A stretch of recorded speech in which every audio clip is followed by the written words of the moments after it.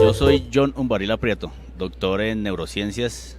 La vanguardia de la investigación científica en obesidad dice que la obesidad no solo consiste en dejar de comer y hacer ejercicio.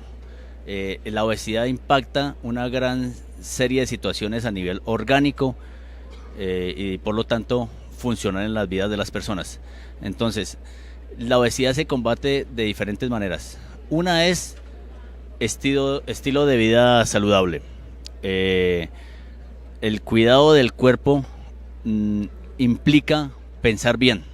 O sea, el cerebro está totalmente relacionado con el intestino, es lo que muestra la investigación hoy día. Entonces, comer mal, el sedentarismo, incluso no tener buenos pensamientos, eso implica tener una mente no sana.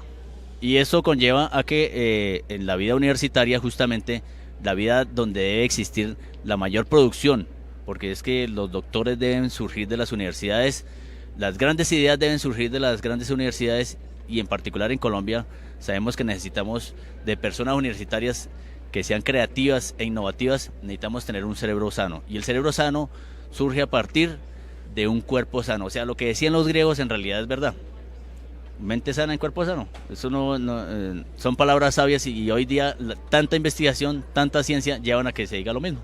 El doctor John Umbarila Prieto, aquí presente, es doctor en neurociencias, ciencias biomédicas de la Universidad del Valle, magíster en ciencias básicas médicas de la Universidad del Valle, licenciado en educación física de la Universidad Pedagógica Nacional, con estudios en antropología en la Universidad Nacional de Colombia, miembro fundador del Colegio Colombiano de Neurociencias Colne y adscrito a la Organización Internacional de Investigación en Cerebro, más conocida en el mundo como IBRO.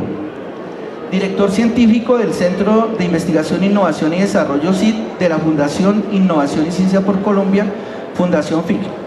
Bueno,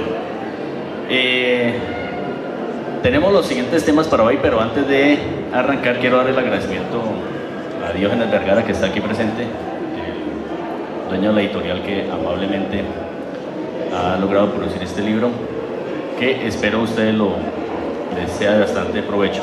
Los temas que vamos a tener hoy son obesidad, genes, ambiente y cerebro, obesidad, evolución, cerebro, intestino, obesidad, control cognitivo y toma de decisiones, obesidad, actividad física y cerebro, y mindfulness. Siguen.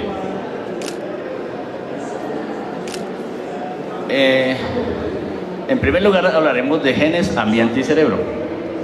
Lo primero que planteamos en esta segunda parte del libro es un error que comúnmente se tiene respecto a la obesidad. Se toma la obesidad como simplemente una enfermedad la cual se puede solucionar con comer menos y ejercitarse más. Resulta que hemos hecho una analogía con lo que sucede en las empresas.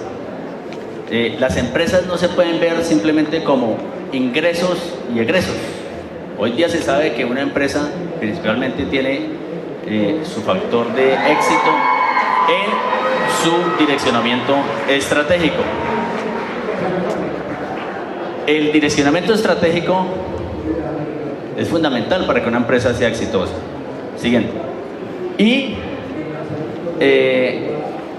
quienes están cerca del mundo empresarial saben que hay una gran cantidad de factores que influyen para que una empresa sea exitosa, pero todo parte del direccionamiento estratégico. Esta analogía la vamos a ir desarrollando a través de la conferencia, y al final ustedes entenderán por qué les digo esto que les digo. Siguiente. Ese balance que ya les nombraba es la manera más simple de ver y de tratar esta enfermedad. O sea, no comer y hacer ejercicio, o reducir la ingesta y gastar, no es la manera que hoy día se sabe que es la que va a conllevar a un éxito para tratar esta enfermedad. Y resulta que en realidad entre el intestino, entre el sistema digestivo y el cerebro hay un vínculo más fuerte y más estrecho de lo que hasta el momento hemos estado pensando. Claro, yo que he sido estudioso del cerebro, pienso que estudiar el cerebro, pero resulté estudiando también ahora los intestinos. Increíble la cuestión, pero hasta allá llega la ciencia que lo lleva uno a donde uno menos piensa. Siguiente. ¿A qué se refiere esto de intestino, eje intestino-cerebro? Pues a que pues inicialmente han estado vinculados a este trabajo de la obesidad los endocrinólogos, y el sistema endocrino está directamente relacionado con el hipotálamo, y el hipotálamo hace parte del cerebro. Entonces allí se conforma el sistema neuroendocrino, y la forma de influencia sobre el resto del organismo es a través de las hormonas, y esto se hace por medio de la sangre, del sistema circulatorio. Sin embargo, lo que se sabe hoy día no es, o es más allá del hipotálamo, porque el hipotálamo no trabaja solito. El hipotálamo está relacionado con otra serie de estructuras, o sea, el cerebro es, y el sistema nervioso en realidad es indivisible. Donde hay una neurona está el cerebro. El cerebro llega a todas partes de nuestro cuerpo. Resulta que el hipotálamo tiene conexiones con la corteza cerebral, en especial con regiones emocionales y regiones cognitivas. Eso quiere decir que va más allá de lo que se estaba pensando, que es simplemente hasta el nivel del hipotálamo o sistema neuroendocrino. Hay que hablar de todo el sistema nervioso. Y entonces el tejido adiposo, el estómago, los intestinos y las hormonas que están relacionadas con estas estructuras, incluyendo el páncreas, como insulina, leptina, grelina, son señales hormonales que le dicen al cerebro qué está pasando fisiológicamente en el resto del cuerpo. Estos días estaba yo pensando, y lo estoy buscando, a ver si lo encontraba de esta manera, pero está muy superficial, y es como si tuviéramos una conciencia fisiológica, aparte de la conciencia mental.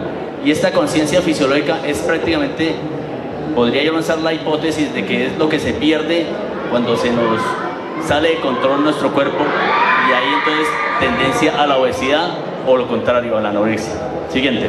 Desde el punto de vista de los genes, allí en esta gráfica, si la alcanzan a ver, se está mostrando la gran cantidad de genes que están vinculados al desarrollo de la obesidad. Entonces hay bastante evidencia que indica que la obesidad tiene un origen genético también, pero lo fundamental aquí entender es que también está vinculado el ambiente. La persona puede tener la predisposición genética a desarrollar obesidad, pero el ambiente puede ser un desencadenador, o sea, habría un vínculo epigenético. Epigenética se refiere a genes que se expresan con base en la influencia del ambiente. Entonces la obesidad es un conjunto de factores genéticos, ambientales y cerebrales. Más lo que ya se sabe, la homeostasis, el equilibrio del gasto energético, consumo y gasto, pero esos tres otros factores hay que incluirlos para poder entender y poder tratar la obesidad. Ya les voy a poner datos puntuales sobre esta conferencia, obesidad y cerebro. Hay unos datos verdaderamente impresionantes, y es, por ejemplo, el perímetro abdominal de la cintura. Han demostrado unos estudios neurocientíficos que está directamente relacionado con cambios en la estructura de la corteza frontal del cerebro. O sea, el cerebro cambia morfológicamente y cambia, por lo tanto, fisiológicamente, de acuerdo a la barriga que tengamos. Y aquí se ve, creo que eso sí lo alcanzan a ver.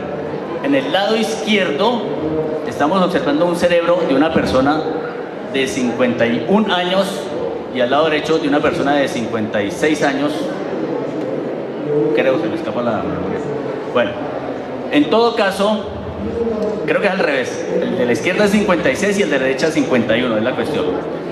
El de la derecha está atrófico comparado con el de la izquierda de una persona de la misma edad. ¿Qué quiere decir esto? Que el cerebro se envejece y el índice de masa corporal de la persona del cerebro que está en el lado izquierdo es de 19 y el que está en el lado derecho es de 44. O sea, hay una obesidad mórbida y el cerebro cambia. Este estudio se hizo sobre 456 personas y muestra cómo en promedio el cerebro cambia de las personas que tienen un índice de masa corporal que indica obesidad u obesidad mórbida. Siguiente. Ese vínculo entre el sistema digestivo, el intestino en particular y el cerebro es más estrecho de lo que pensábamos.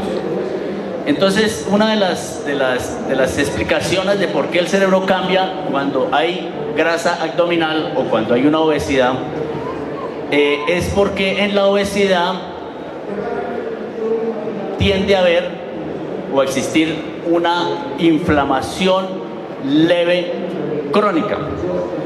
Y estas moléculas que producen la inflamación se van, de alguna manera, puede ser vía sistema circulatorio, sistema nervioso o sistema hormonal hacia el cerebro y causa cambios estructurales en el cerebro. Es decir, como nuestro cerebro es plástico, es cambiante durante toda la vida, si el cerebro no cambia en algún momento quiere decir que hay una enfermedad. Puede ser una neurodegeneración, un Alzheimer, un Parkinson, pero el cerebro hasta el momento en que morimos está cambiando. Entonces, claro, no de la misma manera que cuando nacemos, pero cambia de todas maneras. Entonces, esta inflamación es una de las explicaciones por las cuales la obesidad causa cambios en el cerebro. Siguiente.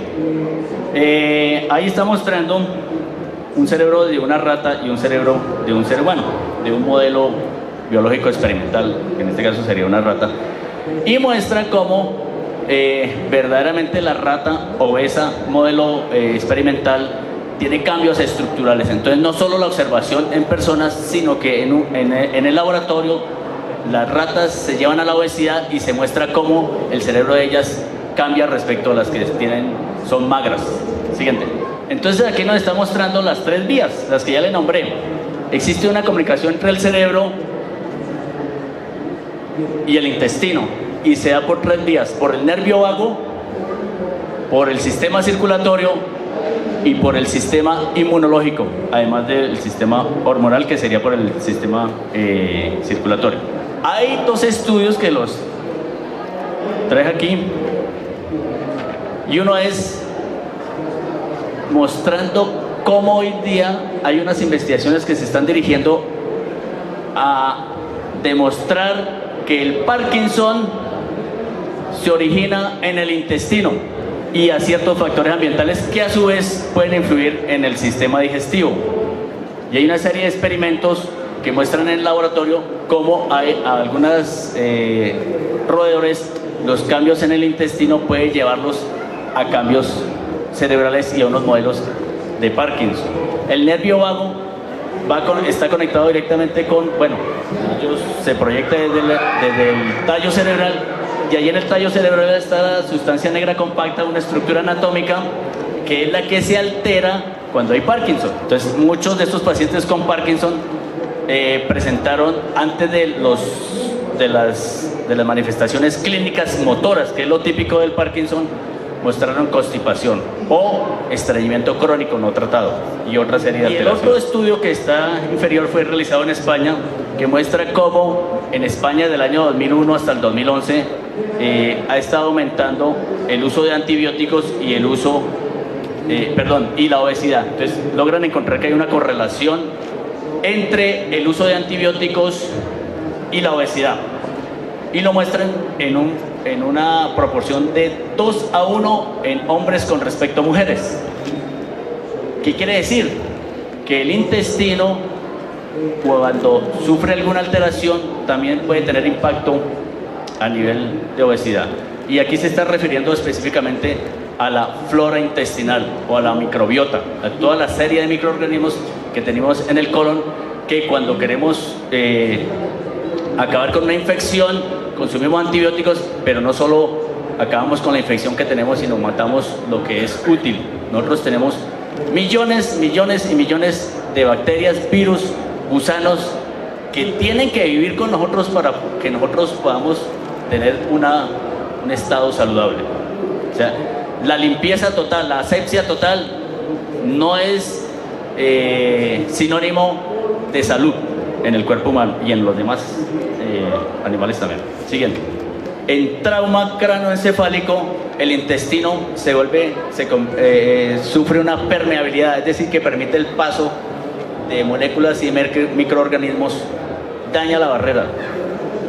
Y hacen un modelo en moscas, también les causan un trauma cráneo, cráneo no, porque la mosca no tiene cráneo, un trauma cerebral, y muestran que el intestino cambia negativamente, es decir, es íntimamente relacionado el intestino con el cerebro. Siguiente. Esto no está en el libro, pero bueno, para el próximo. Pero me parece importante mostrar, y pues gracias a mi formación también como antropólogo no dejo nunca de hablar de la parte evolutiva.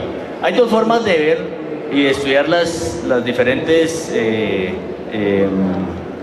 temas científicos. Uno es desde el punto de vista filogenético y el otro desde el punto de vista ontogenético. Filogenética es el desarrollo de la especie y ontogenética es el desarrollo del ser, o sea, desde que nace hasta que muere.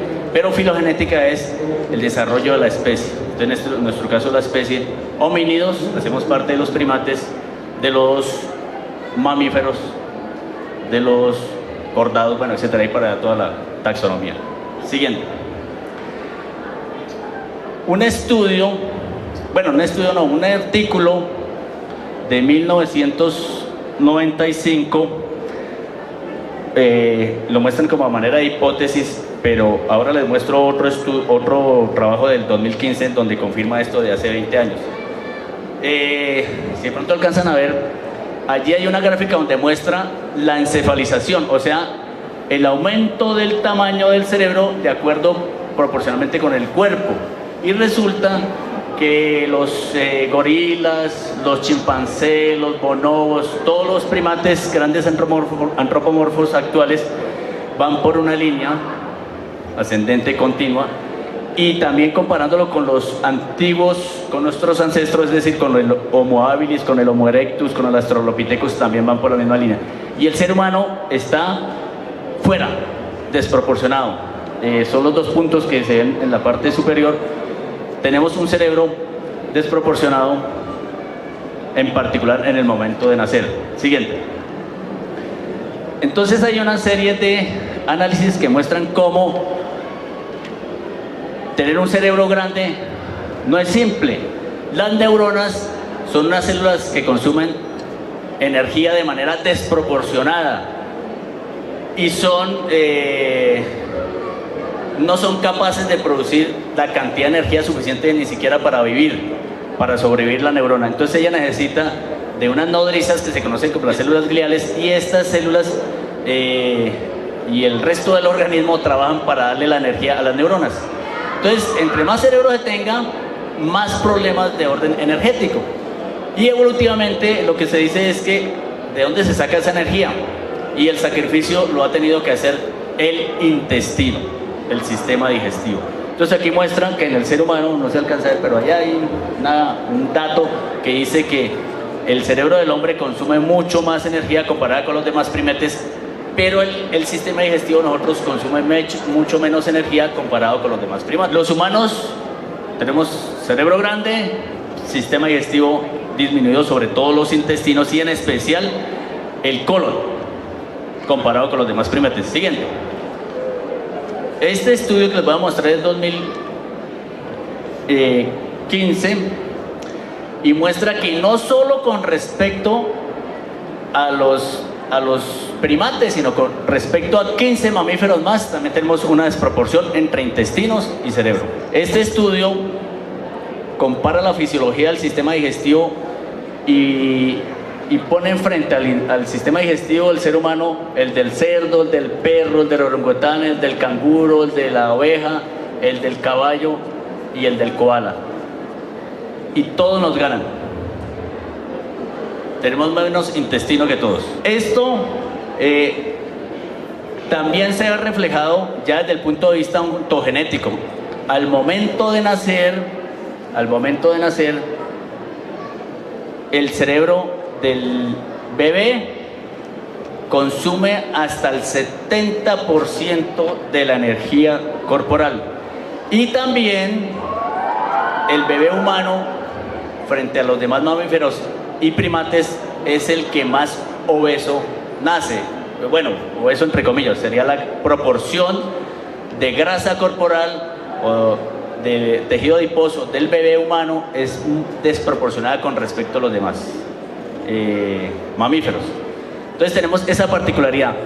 De todas maneras, esa curva que ustedes ven allí descendente quiere decir que alrededor de los 70 kilos de peso, cuando ya estamos por allá por los 20 años, el cerebro ya consume el 20%, o sea, hay una adaptación, no quedamos toda la vida consumiéndonos toda la energía, hay una reorganización corporal. Siguiente.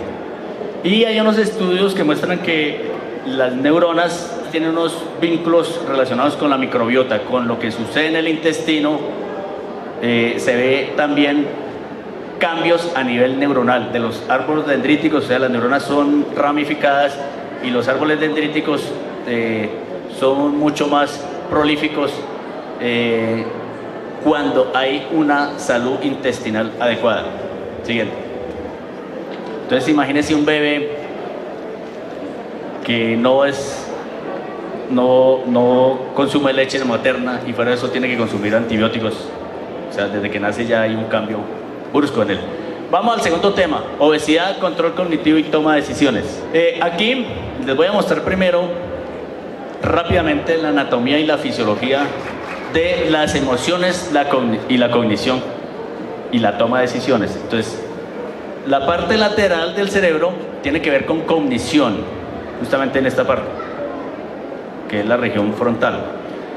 O la parte inferior se relaciona directamente con emociones, y la parte medial, separando los dos hemisferios cerebrales, tiene que ver con toma de decisiones.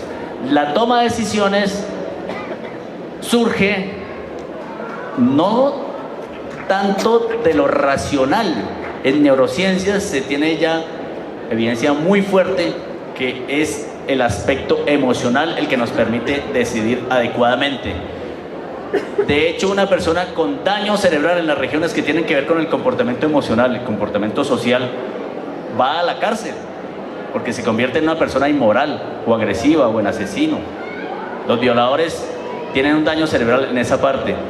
Y en la parte cognitiva a nadie le van a echar a la cárcel porque no sepa multiplicar o porque no sepa hacer una lectura con inferencias y deducciones, inducciones. Menos grave para la sociedad que una persona tenga problemas allí. Bueno, ¿qué tiene que ver esto con obesidad? Pues que se ha observado que las personas con índice de masa corporal que indica obesidad u obesidad mórbida tienen un funcionamiento cerebral distinto. Les hablé de las regiones de la corteza cerebral, que es la parte externa del cerebro, pero también en las regiones, en las estructuras internas hay una serie de núcleos que están relacionadas con lo motor, con lo emocional y con lo cognitivo. Nada hace la corteza cerebral. La corteza cerebral, en ella subyacen las grandes funciones mentales. Por ejemplo, aprendizaje, memoria, emociones, pensamiento, la moral, todo eso está en la corteza cerebral.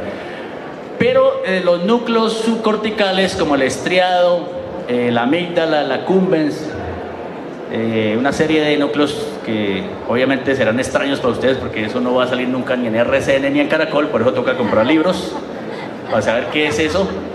Pero esos son los nombres de esas estructuras anatómicas que hacen que la corteza cerebral haga las cosas bien. Si hay un daño en la corteza cerebral se pierde la función, pero si hay un daño en estas estructuras subcorticales, las funciones siguen pero mal, alteradas. Siguiente. Y la relación entre esos núcleos subcorticales y la corteza cerebral es la que se encuentra alterada en comportamientos como las adicciones. Aquí hay un estudio que muestra, en la parte superior está mostrando el cerebro de las personas que no son obesas y en la parte inferior de las personas obesas. Y el experimento es ponerle a la gente, a esta gente de este experimento, una comida sabrosa a la 1 de la tarde, bien buena, rica, no sé, carne, pollo, lo que lo haga uno salivar. Y restringirse. Si usted tiene esa comida ahí, tiene hambre, pero no se la va a comer. Ese es el experimento. Y le observan el cerebro, qué pasa en el cerebro. Y resulta que en un 20% de las personas obesas, la restricción no la hacían con la corteza cerebral relacionada con la cognición o con la razón, sino con la parte emocional. Es decir, prácticamente no podían aguantarse y muchos de ellos no aguantaron suaz. Mientras que las personas no obesas, al darle la orden, restringían racionalmente esa decisión. O sea, lo pensaban racionalmente y no lo hacían, mientras que el 20% de las personas obesas no podían contenerse. Y el resto también tenían una activación bastante grande de estas regiones emocionales del cerebro. Y esto lo asocian en este artículo con las cirugías bariátricas no exitosas. Justamente un 20% de cirugías bariátricas no son exitosas. Entonces, habría que hacer un estudio cerebral de la persona antes de hacerle una cirugía de estas. La obesidad tiene relación con la plasticidad neuronal, es decir, el cerebro cambia. Y todos estos cambios a nivel orgánico conllevan cambios estructurales en el cerebro y a su vez cambios funcionales, y se ha demostrado deterioro cognitivo, sobre todo en niños obesos o personas que han tenido obesidad desde la niñez. Vamos para otro tema. Vean cómo hasta ahora llegamos a hablar de la obesidad y la actividad física. Hay que hacer todo ese recorrido antes para poder tratar de entender cuál sería el impacto de la actividad física en la obesidad. En neurociencias se sabe hace ya un buen tiempo que el estado orgánico, la homeostasis corporal, lo que pasa en nuestro cuerpo, tiene relación con lo que pasa en el cerebro y tiene relación con la toma de decisiones. Antonio Damasio ha propuesto una hipótesis que le llama el marcador somático. Dice que si no hay una correcta interrelación entre el cerebro y el estado orgánico, las decisiones no se toman adecuadamente. Y pues eso es cierto, cuando uno está en un estado de estrés, hay colon irritable, hay gastritis, las decisiones tienden a ser generalmente no las mejores que si no tuviera ese estado alterado.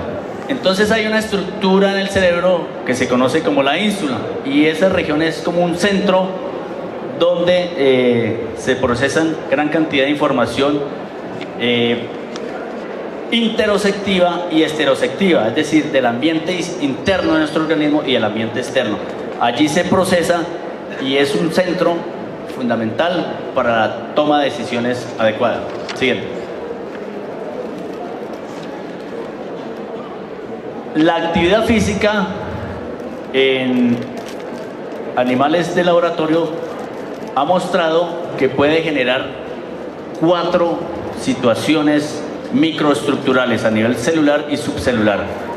Puede que suceda angiogénesis, es decir, creación de nuevos vasos sanguíneos, es decir, impacto sobre el sistema neurovascular.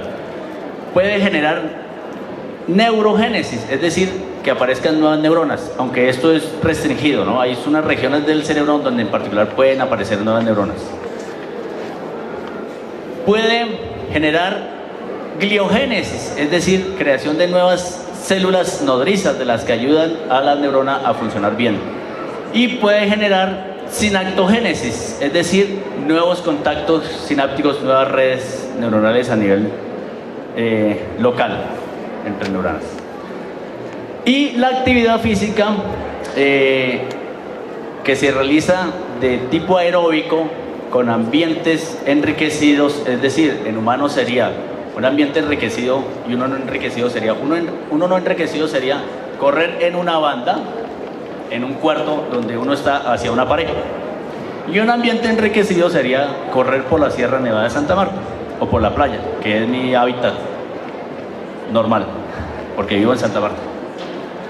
Entonces, lo que se ha demostrado es que cuando se hace actividad física en espacios o en ambientes no enriquecidos, durante el periodo de ejercicio físico hay estos 4 cambios microestructurales en el cerebro.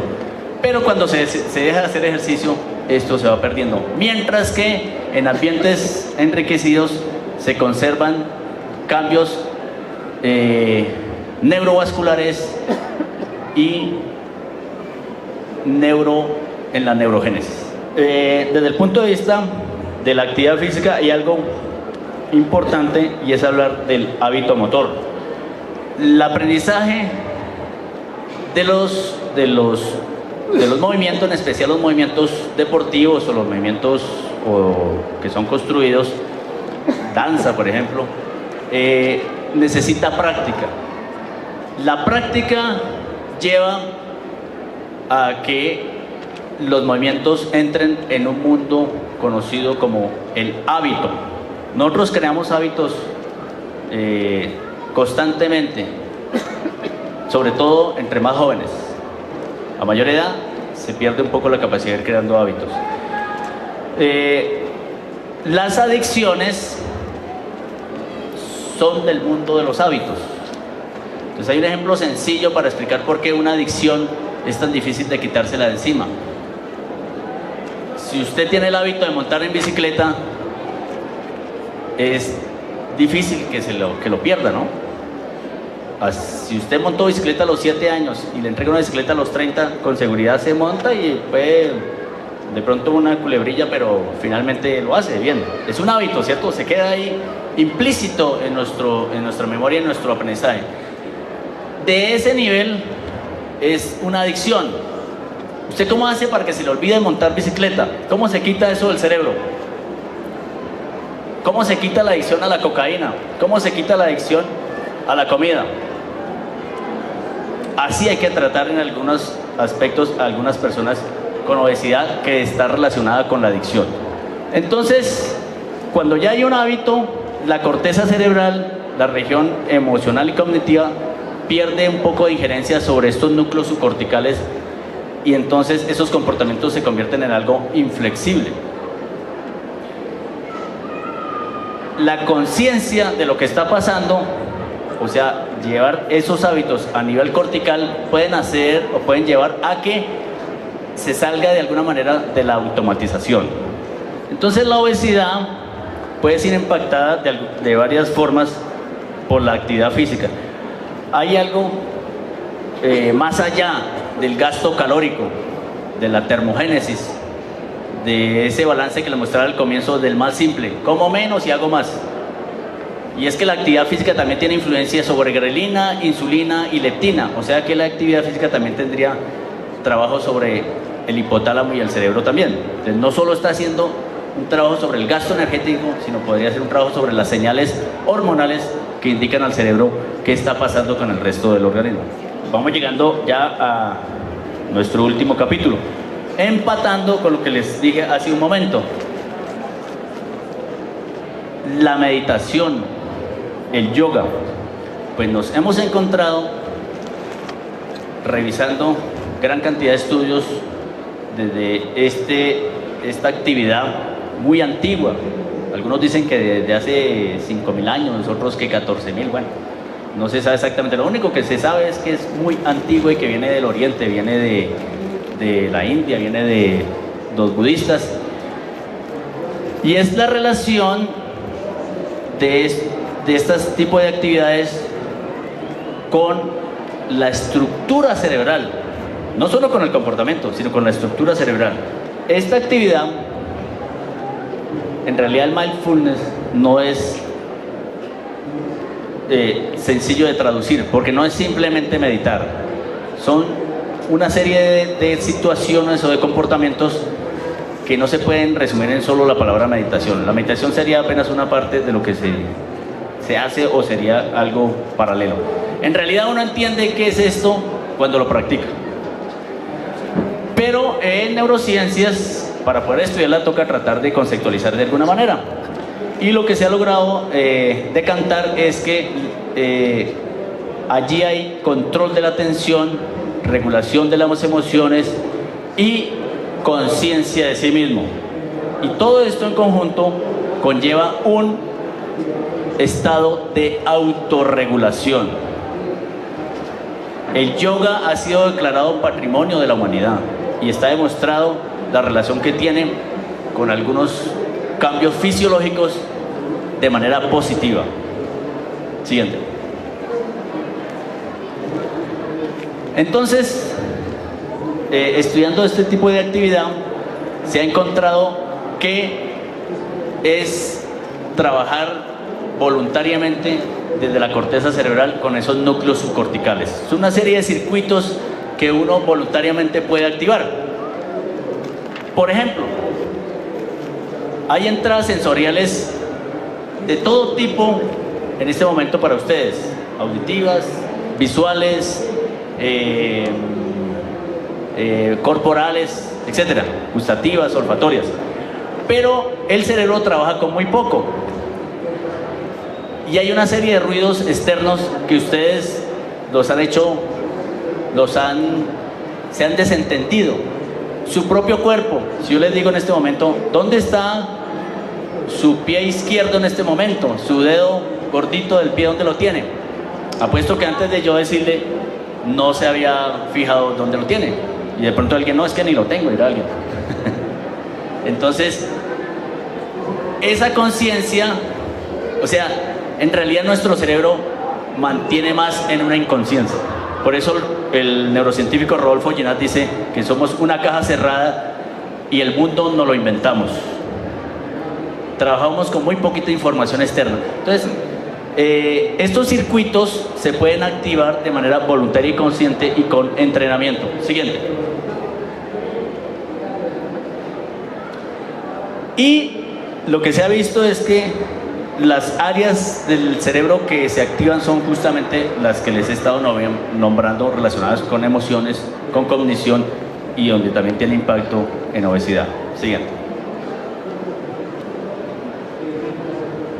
Entonces, se ha visto desde el punto de vista neurobiológico que la incidencia a nivel cerebral de la atención, de la conciencia de sí mismo y de la regulación de las emociones tiene impacto sobre lo corporal. Siguiente. Trabajar en la mente es trabajar en nuestro cuerpo. ¿Y la mente dónde está? En el cerebro. Bien, entonces aquí hemos hecho una gráfica que está en el libro, donde mostramos cómo la autorregulación finalmente puede impactar una enfermedad como la obesidad. O puede no, ya hay la evidencia neurocientífica y fisiológica de que esto sucede. Siguiente. Aquí hay un estudio sobre el cerebro de los practicantes de mindfulness. Personas con por lo menos 41 meses de práctica y que se denominan para el estudio como expertos. Se les hizo, creo que eran unos 44 personas, se les hizo una resonancia magnética donde se mostró qué cambios pueden existir en el cerebro de estas personas con relación a las personas que no practican. Y han mostrado, se ve en color azul, rojo y amarillo, cambios a nivel de la región prefrontal o frontal y el lóbulo temporal relacionados con emociones y toma de decisiones. Y también incluso una reducción de las regiones sensoriales. Entonces hay una adaptación, un cambio del cerebro de estas personas. Siguiente. Mientras que en las personas no practicantes se ha mostrado que con el tiempo hay cambios cerebrales, pero que no son del tamaño y del impacto que se ven en las personas que tienen este tipo de prácticas. Siguiente. No, ya, acabé. Hubo tiempo para preguntas y todo. El uso del modo video como que sirvió. Traigo aquí unas palabras de Francis Crick, biólogo molecular, genetista, bueno, genetista no, biólogo molecular, se me olvidó la otra, bueno, y neurocientífico. En todo caso, Crick recibió el premio Nobel por descubrir, junto con Watson, nada más y nada menos que la estructura del ADN de los genes. Y él, en sus últimos 20 años de trabajo científico, lo llevó a las neurociencias y dijo lo siguiente: nuestros pensamientos, sensaciones, alegrías, dolores consisten enteramente de la actividad fisiológica en los tejidos del cerebro. La conciencia es un producto biológico, natural, tan vacía de elementos sobrenaturales como la digestión y la circulación de la sangre. Y pues lo traje porque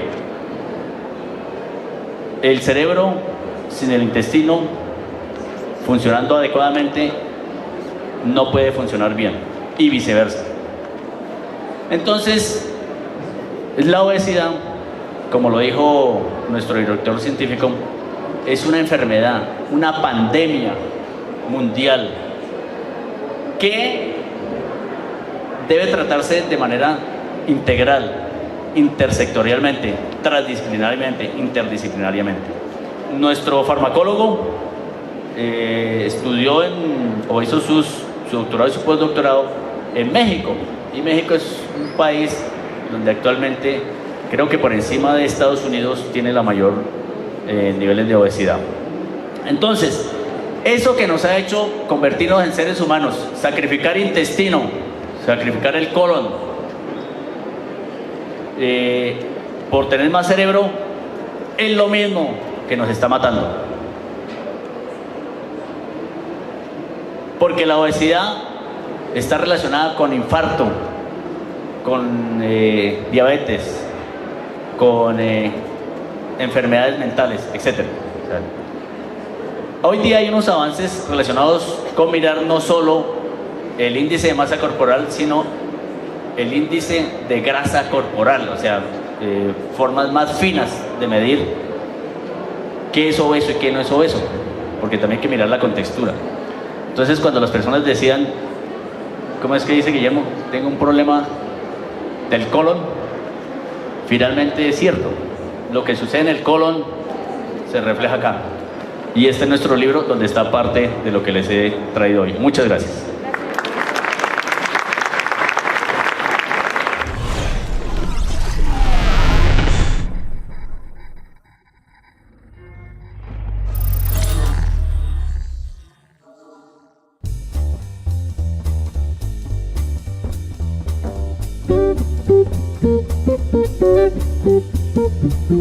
Thank you.